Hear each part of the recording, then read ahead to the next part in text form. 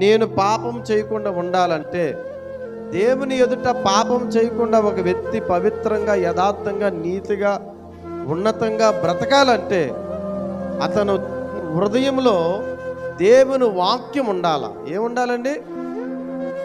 అసలు దేవుని వాక్యం అనేది తన హృదయంలో లేకపోయినట్లుగా అయితే తన మాటను బట్టి చెప్పవచ్చు, తన ప్రవర్తన బట్టి చెప్పవచ్చు, తన యొక్క విధానాన్ని బట్టి చెప్పవచ్చు. ఈ రోజున దేవుని వాక్యం చాలామంది హృదయాల్లో లేదండి.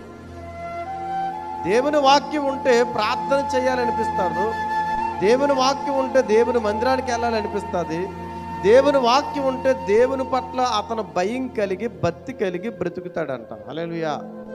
ఒకవేళ ఏ హృదయంలో దేవుని వాక్యం ఉండదో అతను దేవుని ఎదుట పాపి, దేవుని ఎదుట పాపం చేస్తాడు, దేవుని ఎదుట అక్రమాలు చేస్తాడు, దేవుని ఎదుట అన్యాయాలు చేస్తాడు, దేవుని ఎదుట తన జీవితం మార్పు లేనట్లుగా బ్రతుకుతాడు. హల్లెలూయా.